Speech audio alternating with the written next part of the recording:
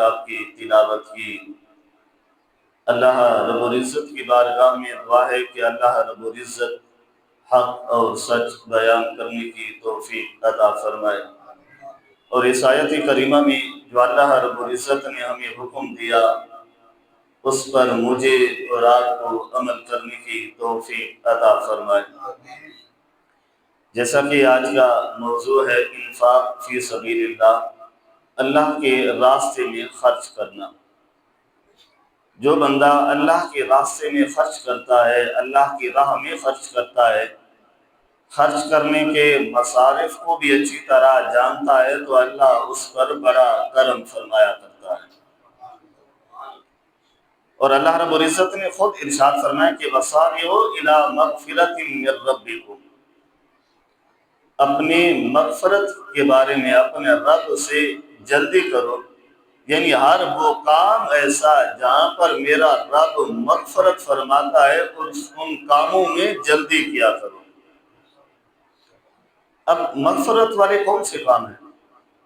وہ میرا رب نے آنے والی آیت میں بتایا کہ جب اللہ مغفرت کرے گا تو پھر انعام کیا عطا فرمائے گا۔ اللہ نے فرمایا وَجَنَّةٍ أَرْضُهَا السَّمَاوَاتُ وَالْأَرْضُ، تو جو میری مغفرت والے کاموں کو جلدی کرے گا یا جس کو میرا رب معاف فرما دے گا، اللہ اسے جنت انعام میں عطا فرما دے گا۔ اب سوال اٹھتا تھا کہ جنت کو کیا چیز ہے، کتنی بڑی ہوگی؟ کیا ہم سارے لوگ روح زمین پر رہنے والے ہیں؟ ہر بندہ اللہ کی بارگاہ میں ہر وہ کام کرے جن کاموں میں میرے رب نے مغفرت فرمائی ہے، تو کیا اس جنت میں ہماری جگہ بھی بنے گی یا نہیں؟ تو اللہ رب العزت نے اس اٹھنے والے سوال کا بھی جواب دیا، فرمایا کہ ارضها السماوات والارض، جنت وہ ہے جن کی لمبائی اور چوڑائی اگر دیکھنا ہے تو زمین و آسمان جتنا وقفہ رکھتے ہیں، جتنا لمبائی چوڑائی ہے، تو اللہ نے جنت بھی اتنی بڑی بنا کے رکھی ہوئی ہے۔ جنت بھی اتنا بڑی ہے۔ اب جنت ہے کس کے لیے؟ یہاں پہ رہنے والا ہر شخص جنت کا داعی ہے، اور اللہ رب العزت نے فرمایا اعدت للمتقین، یہ جنت جو ہے میں نے متقین لوگوں کے لیے تیار کر کے رکھی ہے۔ جو متقی ہوں گے، جو پرہیزگار ہوں گے، جو نیک ہوں گے، نیک کہلوانے والے نہیں ہوں گے، نیک بنے ہوئے ہوں گے۔ جیسا کہ آج فی زمانہ ہم نیک کہلوانے کے عادی ہیں کہ لوگ ہمیں کہیں کہ ہم صدقہ خیرات دینے والے ہیں، لوگ ہمیں کہیں کہ ہم نماز پڑھنے والے ہیں، لوگ ہمیں کہیں کہ ہم نیک عمل کرنے والے ہیں، کیونکہ ہماری تمنا لوگوں کو دکھلاوے کے لیے ہوا کرتی ہے۔ جب یہ چیزیں دکھلاوے کے لیے ہوتی ہیں تو پھر اللہ رب العزت ایسے بندے کی ایسی عبادات کو بھی میرا رب قبول نہیں فرمایا کرتا، کیونکہ جب تمنا ہی، جب التجا ہی، جب خواہشات کی دنیا میں مشہور ہونے کا انداز رکھا ہے، جب یہ تمنا ہے کہ دنیا والے مجھے سخی کہیں، دنیا والے مجھے نیک کہیں، تو پھر میرا رب ایسے شخص کی نیکیوں کو قبول نہیں فرماتا۔ وَعِدَّتْ لِلْمُتَّقِينَ، تو اللہ نے پرہیزگار لوگوں کے لیے جنت کو بنایا ہے، اور جنت میں اللہ انہی کو بھیجے گا جن پر اللہ اپنا کرم فرمائے گا۔ اب کرم کن پر ہوگا؟ اللہ رب العزت نے آگے 4 انداز کو بیان فرما دیا۔ ایک ہی صورت ہے اور اسی ایک ہی آیت کے مد مقابل دوسری آیت کو میرے رب نے بیان فرما دیا۔ اللہ رب العزت نے فرمایا الذین ينفقون فی السراء والضراء، متقین کون ہوں گے؟ تو سوال اٹھتا ہے، ایک تو وہ ہوتے ہیں جو پرہیزگار ہوتے ہیں۔ پرہیزگار کون ہوتے ہیں؟ وہ ہوتے ہیں جو گناہوں سے بچنے والے ہوتے ہیں۔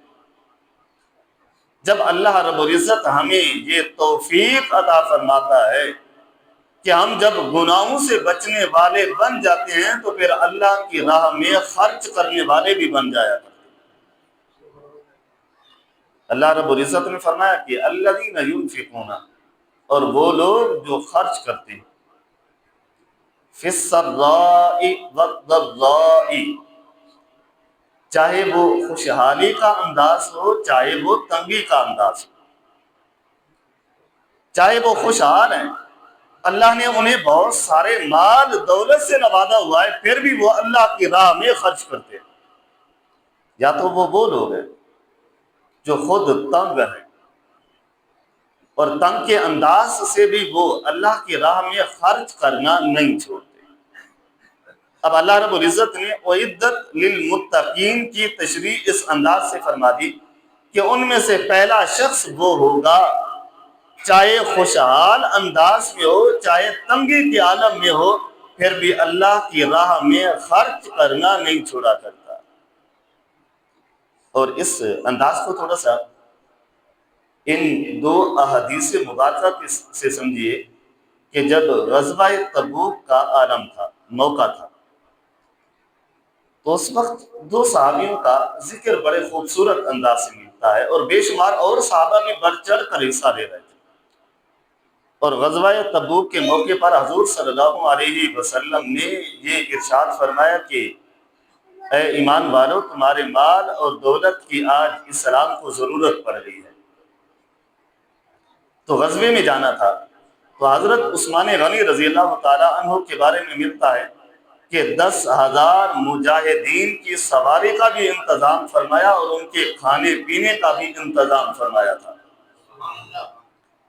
اور پھر فرمایا کہ یا رسول اللہ، صرف اتنا بھی نہیں ہے، بلکہ حضور صلی اللہ علیہ وسلم کی بارگاہ میں 10,000 درہم بھی پیش کیے اور فرمایا کہ اگر ضرورت پڑے تو عثمان کے اور مال بھی اگر آپ کو ضرورت ہو تو وہ بھی حاضر کر دیا جائے گا۔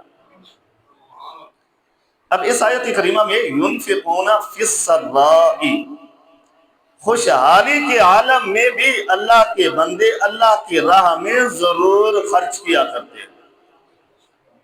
اب حضرت عثمان غنی رضی اللہ تعالیٰ عنہ نے جب خرچ کیے تو میرا محبوب اتنا خوش ہوا، فرمایا کہ اللہم اغنِ عن عثمان، اے اللہ میں اپنے اس عثمان سے راضی ہوں، اے اللہ تو بھی اس سے راضی ہو جا، تو بھی اس سے راضی ہو جا، تو بھی اس سے۔ اب یہاں پر بات نماز پڑھنے کا حکم نہیں چل رہا تھا، اور انداز کوئی حج کا نہیں چل رہا تھا، انداز کوئی روزہ رکھنے کا نہیں چل رہا تھا، صرف اللہ کی راہ میں خرچ کرنے کا انداز چل رہا تھا۔ اور میرا محبوب، وہ صحابہ نمازیں تو پڑھتے ہی تھے، حج تو کرتے ہی تھے، روزے تو رکھتے ہی تھے، اور جو چیزیں فرائض تھی ان کو تو ادا ضرور کرتے تھے، اور ساتھ میں اللہ کی بارگاہ میں جب میرے محبوب کو ان کے پیسوں کی ضرورت ہوتی، ان کے مال کی ضرورت ہوتی، تو اپنا من دھن سب کچھ اپنے نبی پر قربان کر دیا کرتے تھے۔ اب یہاں پر آیت کریمہ ہے کہ الذین ینفقون فی السراء، کہ اللہ نے جن کو مال دولت دیا ہے، خوشی کا عالم ہے، تنگی کا کوئی عالم موجود نہیں ہے، وہ بھی خوشی کے عالم میں بھی اپنے رب کو یاد کرتے ہیں، تو اللہ نے ان کے لیے جنت کو تیار فرما دیا ہے۔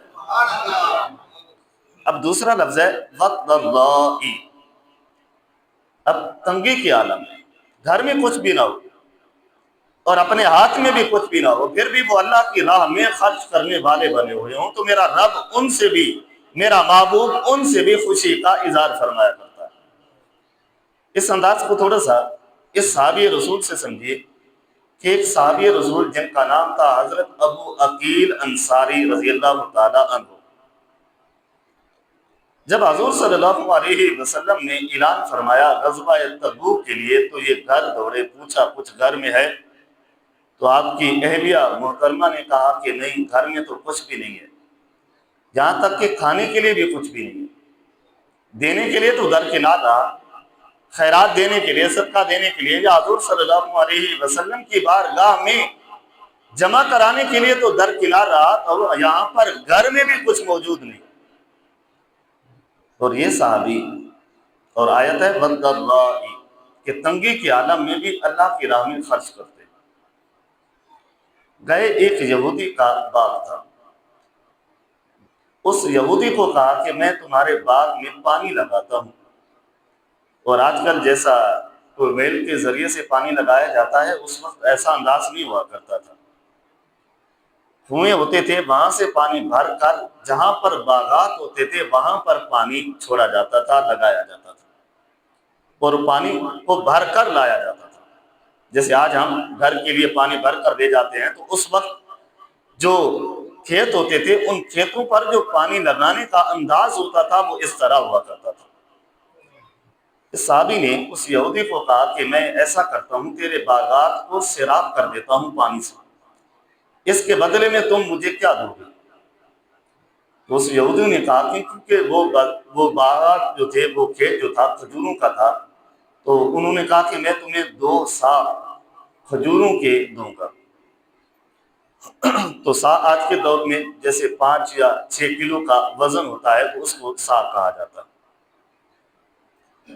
تو اس صحابی نے پھر سارا دن جتنا وقت لگنا تھا اس نے لگایا. شام کو جب یا رات کو یا جس وقت وہ فارغ ہوا پانی لگا کر، اس یہودی نے آپ کو مزدوری دی، تو آپ مزدوری لے کر اپنے گھر آئے اور آدھا گھر کے لیے رکھ لیا، تو آدھی کھجوریں اٹھا کر میرے محبوب مصطفیٰ صلی اللہ علیہ وسلم کی خدمت میں حاضر کر دی. اور حاضر کرتے ہوئے سارا واقعہ بیان کرتے کہ یا رسول اللہ صلی اللہ علیہ وسلم، میرے گھر میں کچھ موجود نہیں تھا، اور میں گیا یہودی کے باغات کو سیراب کرتا رہا، اس سے جو مزدوری ملی وہ لے کر آیا، کچھ اپنے گھر کے لیے رکھی ہے، کچھ یا رسول اللہ آپ کی خدمت میں حاضر کر دی ہے. تو حضور صلی اللہ علیہ وسلم نے خوشی کا اظہار کرتے ہوئے صحابہ کو فرمایا کہ اے میرے صحابہ، جتنا چیزیں موجود ہیں جو غزوہ تبوک کے لیے اکٹھی کی گئی ہیں، سب کے اوپر ان کھجوروں کو رکھ دو، کیونکہ یہ محنت سے آئی ہوئی ہیں، تو اللہ نے بھی اسے قبول فرمایا ہوا ہے. اب یہاں پر آیت کریمہ میں 2 چیزیں، الذین ينفقون فی السراء والضراء، کہ جن کے لیے میرے رب نے جنت بنائی ہے وہ متقی ہوں گے. متقی کون ہوں گے؟ جب اللہ انہیں نواز رہا ہوگا تب بھی وہ اللہ کی بارگاہ میں خیرات کر رہے ہوں گے، اور جب وہ تنگی کے عالم میں ہوں گے پھر بھی اللہ کی راہ میں خیرات کرنا نہیں چھوڑیں گے. یہ ان کی پہلی نشانی. اور فرمایا کہ دوسری نشانی یہ ہے کہ وَالْكَاظِمِينَ الْغَيْظَ، کہ غصے کو پی جائیں گے، غصے کو ختم کریں گے. فی زمانہ آج کل کے دور میں ہر بندہ بلڈ پریشر کا مریض نظر آتا ہے، لیکن جو متقی ہوں گے، جو پرہیزگار ہوں گے، جن کے لیے میرے رب نے جنت بنائی ہے، ان کی دوسری نشانی یہ ہوگی کہ وہ لوگ غصے کو پی جائیں گے.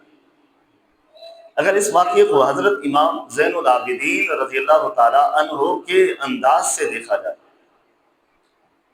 آپ حضرت امام علی مقام حضرت امام حسین رضی اللہ تعالیٰ عنہ کے صاحبزادے، اور کربلا کی سر زمین پر آپ نے سارے انداز کو اپنی آنکھوں سے ملاحظہ فرمایا تھا.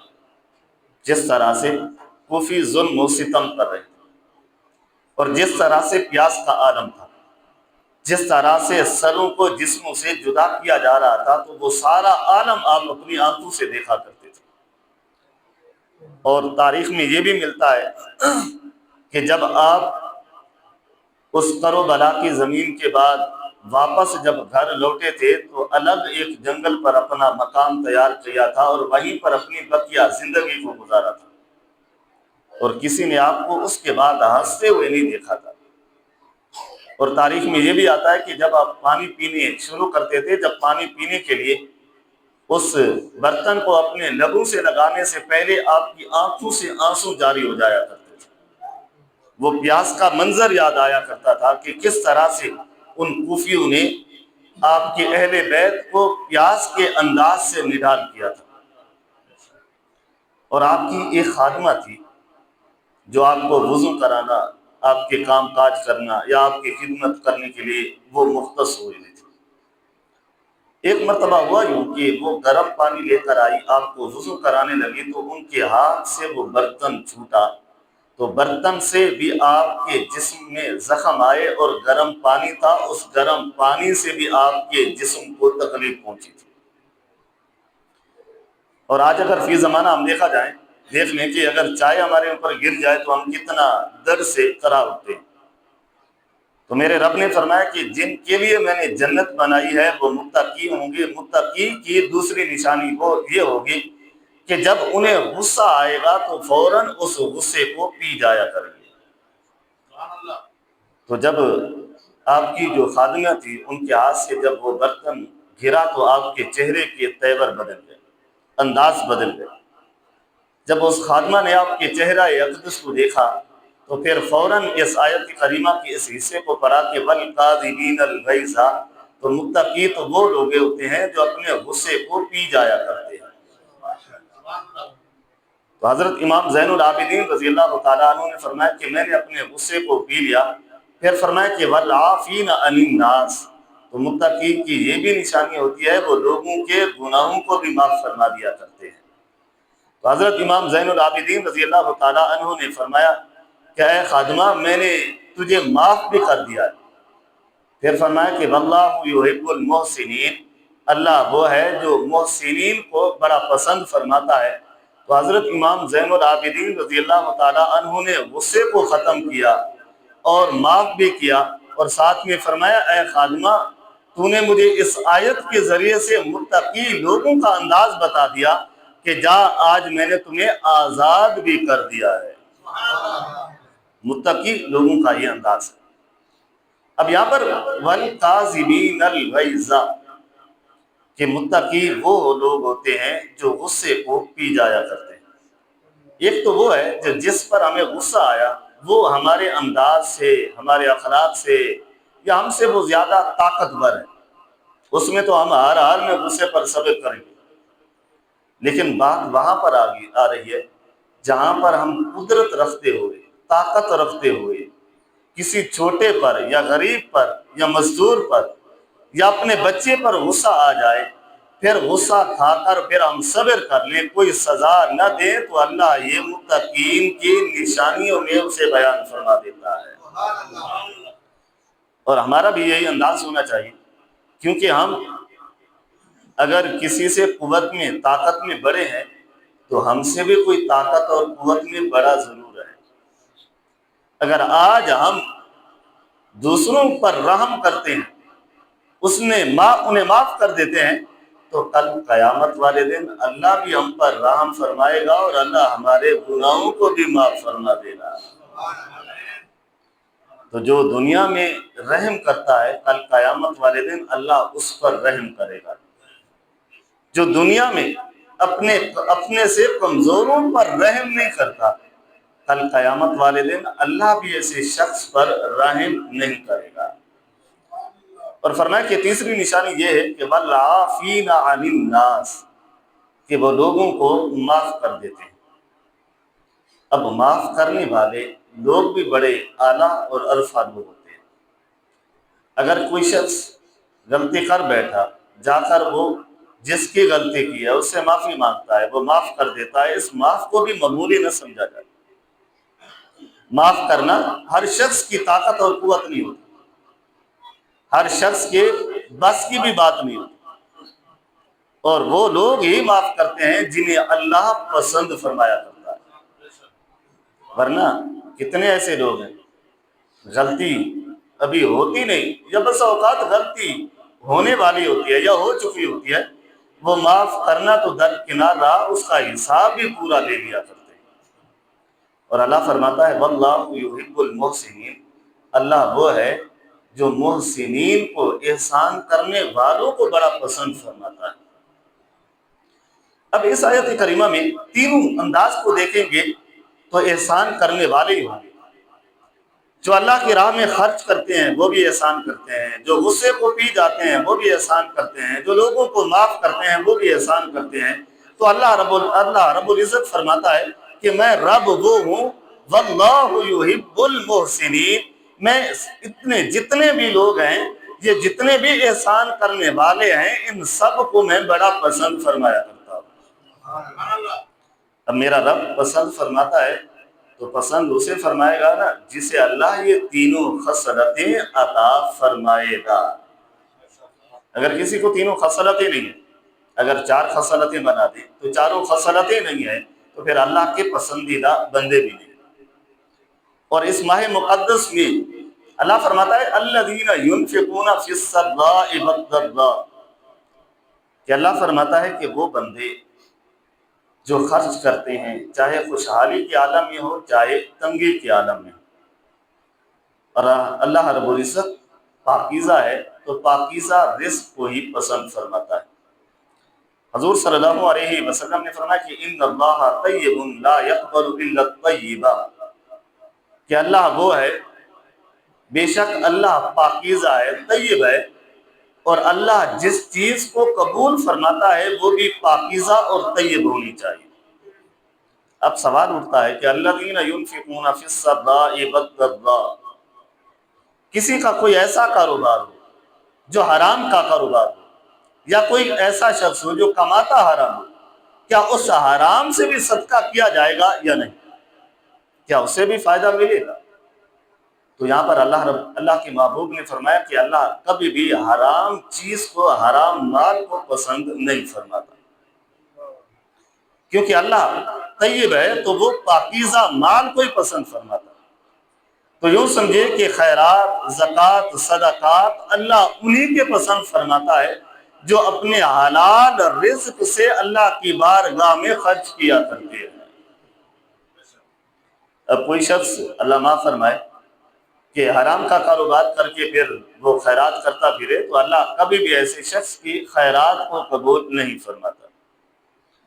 اور حضرت سفیان ثوری رحمۃ اللہ علیہ بڑے ایک پائے کے ولی گزرے ہیں، وہ اس انداز کو لے کر فرماتے ہیں کہ یوں سمجھے کہ کسی شخص کا کوئی کپڑا ناپاک ہو گیا ہو، اب اسے پاک کرنا چاہتا ہو تو پاک کرنے کے لیے پاک پانی چاہیے ہوگا۔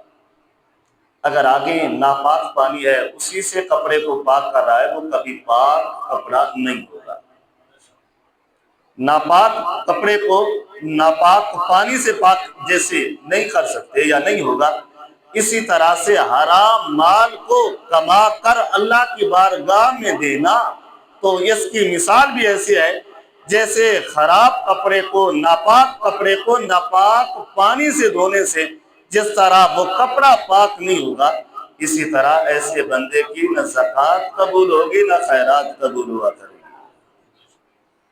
اور آج یہ زمانہ ہم حلال حرام کو تو دیکھتے ہی نہیں، اور ہماری توجہات بھی نہیں ہوتی کہ ہم حرام کما رہے ہیں یا ہم حلال اکٹھا کر رہے ہیں، ہم اکٹھا کس انداز سے کر رہے ہیں۔ یہ قرب قیامت کی ایک علامت ہے کہ مفہوم حدیث ہے کہ حضور صلی اللہ علیہ وسلم نے فرمایا کہ ایک زمانہ آئے گا، لوگ مال کے اتنا پجاری بن جائیں گے، انہیں حلال اور حرام کی تمیز نہیں ہوگی، بس صرف مال اکٹھا کرنے کی حوث ہوگی۔ آج فی زمانہ ہم میں سے ہر شخص اسی زمرے کا شکار ہے، اسی انداز کا شکار ہے کہ ہم میں سے کوئی شخص پاک اور ناپاک، حلال اور حرام کی تمیز ہی نہیں کر رہا ہوتا، بلکہ ہم صرف مال کو اکٹھا کرنے کے در پہ ہوتے ہیں، تو پھر اس کے بعد جب صدقات و خیرات نکالتے ہیں تو اللہ اسے قبول بھی نہیں فرمایا کرتا۔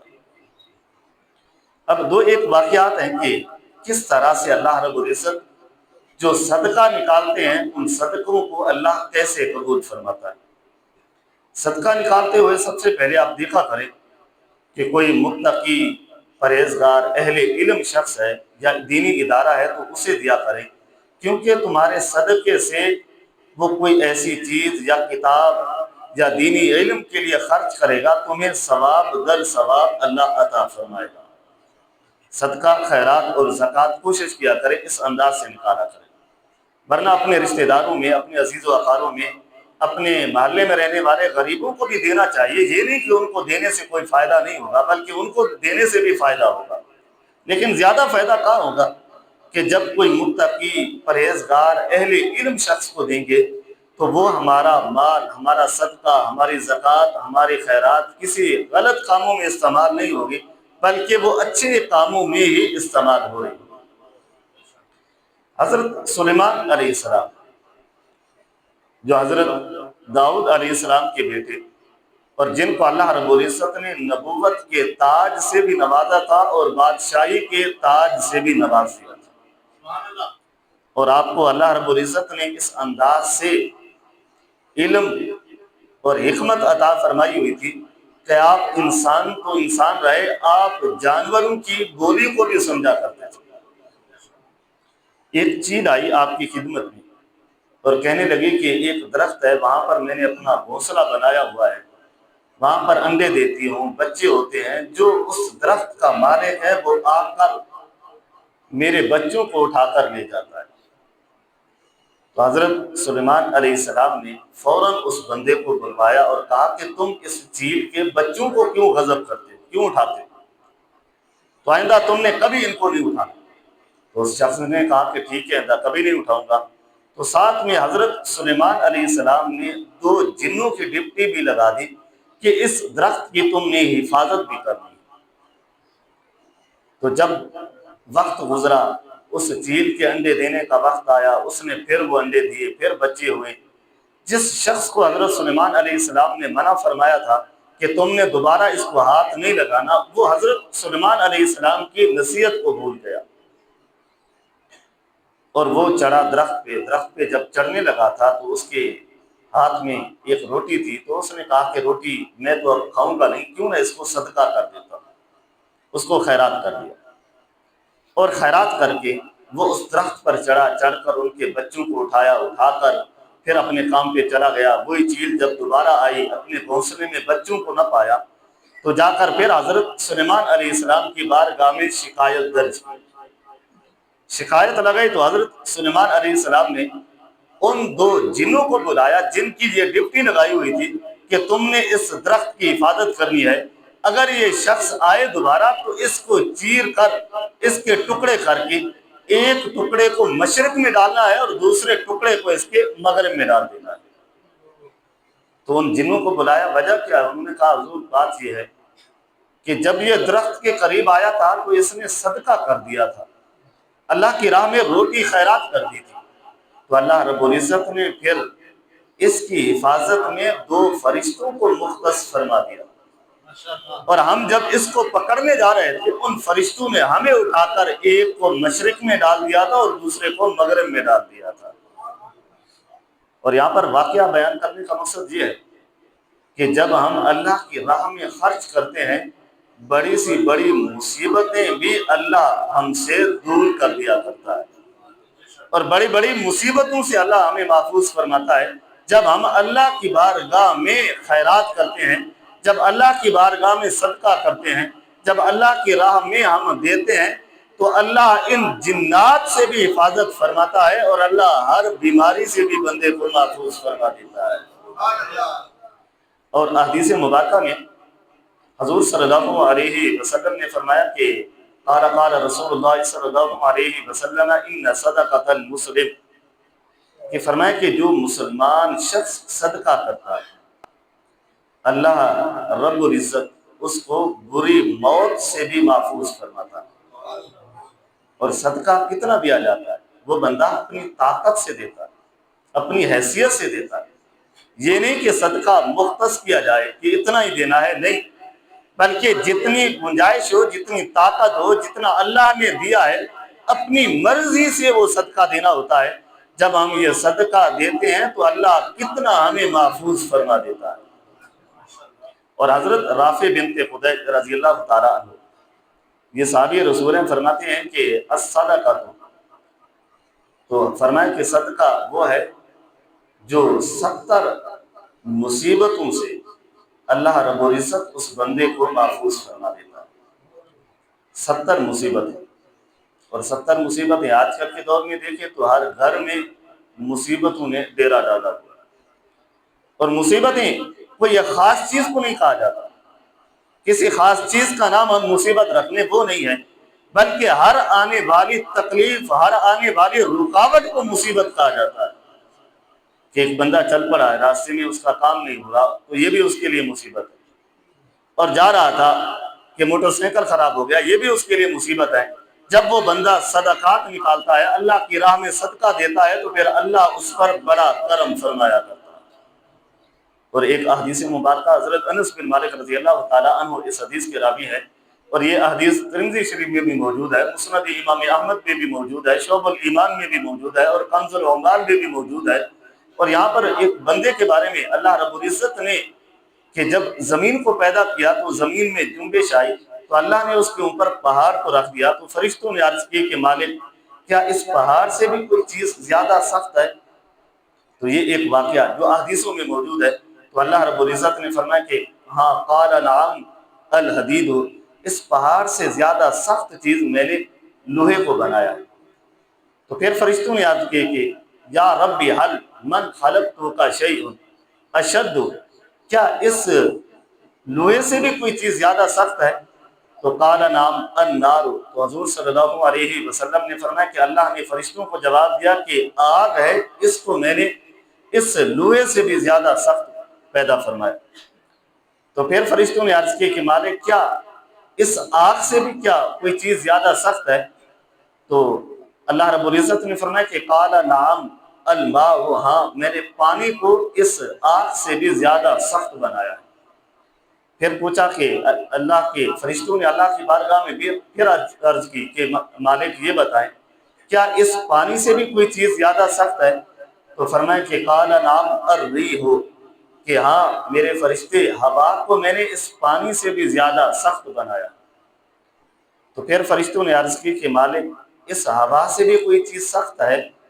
تو پھر اللہ رب العزت نے فرمایا کہ قال نعم ابن آدم یتصدق صدقۃ، کہ اے میرے فرشتے اس ہوا سے زیادہ سخت ابن آدم جب صدقہ دیتا ہے، اس صدقے کو میں نے ہوا سے بھی زیادہ سخت بنایا ہوا ہے۔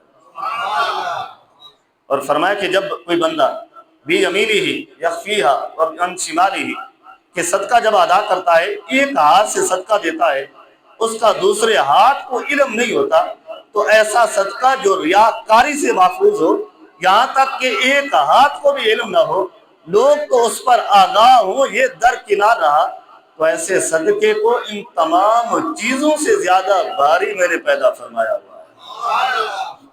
اب یہ ہے صدقہ جو ہم ادا کرتے ہیں۔ صدقے کے لیے یہ لازم نہیں کہ آپ ہزاروں دیں، لاکھوں دیں، نہیں، بلکہ صدقے کے لیے یہ لازم ہے 10 ہوں تو 10 دے دیں، استطاعت کے مطابق ہے، 20 ہے تو 20 دے دیں، استطاعت کے مطابق ہے، 40 ہے تو 40 دے دیں، 100 ہے تو 100 دے دیں، جتنا طاقت میرے رب نے تمہیں دی ہے، صدقہ بھی تم اتنا ادا کرو۔ جب تم وہ صدقہ ادا کرو گے تو اللہ تم پر بے شمار کرم نوازی فرمائے گا۔ تو صدقہ لازم ہے، اور صدقے کے لیے یہ چیزیں شرائط میں آتی ہیں کہ جو گلی کوچوں میں فقیر آئے ہوئے ہوتے ہیں ان کو نہ دیا کریں۔ ان کو دینے کا یہ مقصد ہوتا ہے کہ آپ ان فقیروں کو اور بھی زیادہ فقیر بنا رہے ہوتے ہیں۔ کبھی آپ نے صدقے خیرات دیے ہوں، آپ ان کو لاکھوں بھی دے دیں، دوسرے دن پھر وہ فقیر بنے ہوں گے۔ تو صدقہ کہاں دینا ہے؟ جہاں پر کوئی مناسب جگہ ہو۔